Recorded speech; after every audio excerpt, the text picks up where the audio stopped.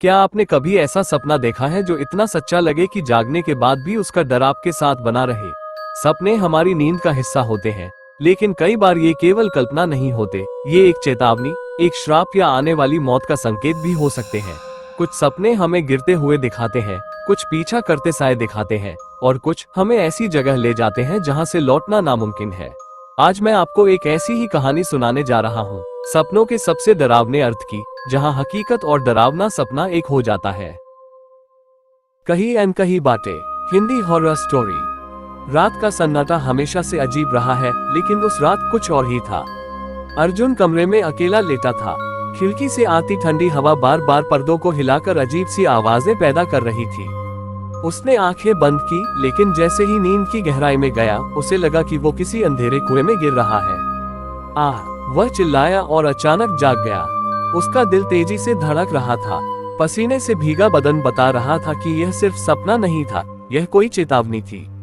गिरने का सपना क्या सच में ये सिर्फ आत्मविश्वास की कमी दिखाता है, या फिर कुछ और? सुबह होते ही अर्जुन ने अपने सपनों को समझने की कोशिश की, लेकिन अगली रात सपना और भी खतरनाक हो गया। इस बार उसने खुद को एक सुनसान गली में पाया। कोई उसका पीछा कर रहा था, तेज कदमों की आवाज, पर पीछे मुड़कर देखा तो कुछ नहीं। कौन है वहाँ? कौन मेरा पीछा कर रहा है?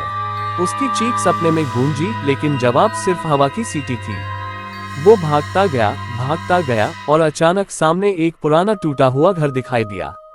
जैसे ही वह घर के दरवाजे के पास पहुंचा, दरवाजा खुद ब खुद खुल गया।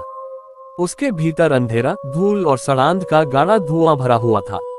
एक धीमी आवाज कानों में पड़ी, तेरे सपनों का डर तेरी हकीकत बनने वाला है। अर्जुन नींद से चीखते हुए उठा। उसके गले से आवाज तक नहीं निकल पा रही थी, पलकें कांप रही थी और उसकी सांस तेज हो चुकी थी। अब वो समझ चुका था कि ये सपने उसे चेतावनी दे रहे हैं, लेकिन किसकी, किस खतरे की? दिन गुजरते गए, लेकिन सपने और डरावने होते गए। कभी वो खुद को खून से लथपथ देखता, कभी अपने ही घर के आईने में कोई अजनबी चेहरा झलकता, और हर बार वही रहस्यमय फुसफुसाहट, तेरे सपनों का अर्थ मौत है।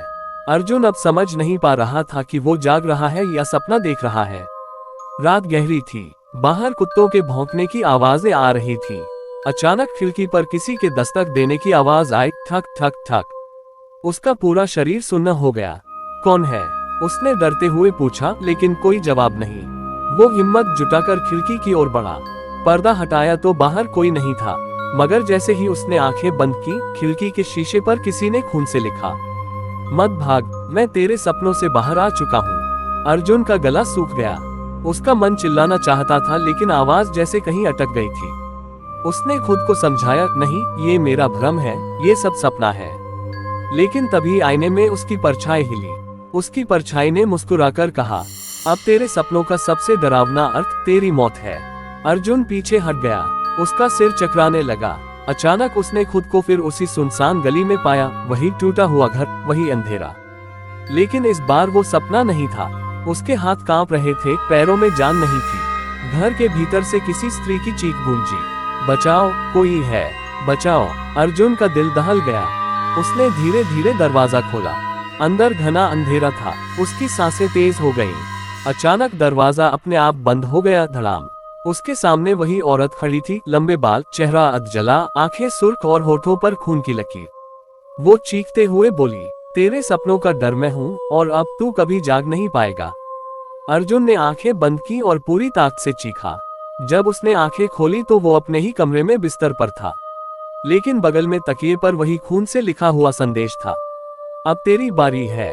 अर्जुन पूरी तरह टूट चुका था। उसकी आंखों में नींद गायब थी, लेकिन डर ने जैसे हर कोने पर कब्जा कर लिया था। उसने तय किया कि वो इस रहस्य को समझेगा।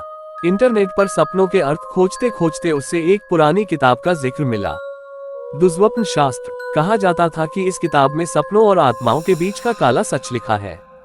अगले ही दिन अर्जुन एक पुराने पुस्तकालय पहुंचा। धूल से ढके कोनों में घंटों खोजने के बाद उसे वो किताब मिल गई। किताब के पहले ही पन्ने पर लिखा था, जो सपनों में बार बार गिरता है वो जीवन से गिरने वाला होता है। जो पीछा होते देखता है उस पर मृत्यु की छाया होती है, और जो अपने सपनों में भूत को देखे उसका अंत उसी भूत के हाथों होता है। अर्जुन का खून जम गया। उसके सारे सपने तो इसी किताब के शब्दों से मिल रहे थे। उसके हाथ कांप रहे थे। क्या ये सच हो सकता है? क्या मेरी मौत तय है? उस रात उसने किताब अपने पास रखकर सोने की कोशिश की, लेकिन जैसे ही आंखें बंद हुई उसने महसूस किया कि कोई उसके कान में फुसफुसा रहा है। किताब ने सच कहा, अब तू मेरे पास है। अर्जुन ने आंखें खोली। उसके सामने वही औरत खड़ी थी, लेकिन इस बार पहले से भी डरावनी। उसके चेहरे पर कीड़े रेंग रहे थे और उसकी आंखें खाली गड्ढों जैसी थी। वो औरत धीरे धीरे आगे बढ़ी। अर्जुन चीखा, कौन हो तुम? मुझे क्यों परेशान कर रही हो? वो औरत ठहाका मारकर हंसी। मैं तेरे ही सपनों का सबसे डरावना अर्थ हूँ। मैं तेरे डर से पैदा हुई हूँ और अब तेरे डर से ही जिंदा रहूंगी। अचानक कमरे की लाइट्स बंद हो गईं। अर्जुन को लगा जैसे उसके चारों ओर अंधेरा घूम रहा हो। फिर वो औरत उसके इतने पास आ गई कि उसका ठंडा सांस उसके चेहरे को छूने लगा। वो बोली, आज के बाद तेरी नींद कभी नहीं खुलेगी। और जैसे ही उसने हाथ बढ़ाया, अर्जुन चीखते हुए बिस्तर से गिर पड़ा। लेकिन इस बार वो जागा ही नहीं। उसकी आंखें खुली रह गईं और उसके चेहरे पर वही खून से लिखा संदेश चमक रहा था, अब तू मेरे साथ है। अर्जुन की चीख उस सुनसान कमरे की दीवारों में गूंजकर ठहर गई। उसके शरीर में जान नहीं थी, लेकिन उसकी आत्मा जैसे अंधेरे के किसी कोने में खींचती चली जा रही थी। चारों ओर धुंध सी फैल गई और उसी धुंध से धीरे धीरे वही औरत सामने आई। इस बार उसकी आंखों में सिर्फ गुस्सा नहीं था, बल्कि एक अनकहा दुख भी था। अर्जुन कांपती आवाज में बोला, कौन हो तुम? आखिर मुझसे क्या चाहती हो? औरत की हंसी कमरे को चीर गई। मैं वो हूँ जिसे इस दुनिया ने भुला दिया। मैं वो हूँ जिसकी चीखें किसी ने नहीं सुनी। मैं सपना नहीं हूँ, हकीकत हूँ। और तेरे सपनों में आकर मैंने सिर्फ अपनी कहानी सुनाई है। अर्जुन हांफते हुए बोला, कैसी कहानी? क्यों मेरे पीछे पड़ी हो? औरत की आंखों से खून के आंसू बहने लगे।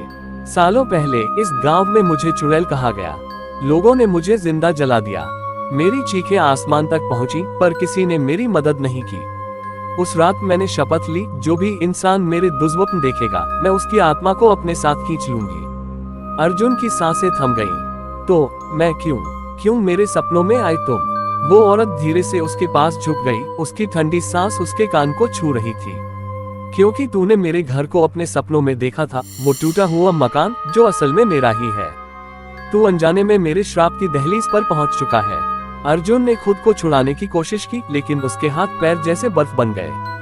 औरत ने अपने लंबे नुकीले नाखून उसकी गर्दन पर रखते हुए कहा, तेरे सपनों का सबसे डरावना अर्थ मौत नहीं है, बल्कि अनंत नींद है।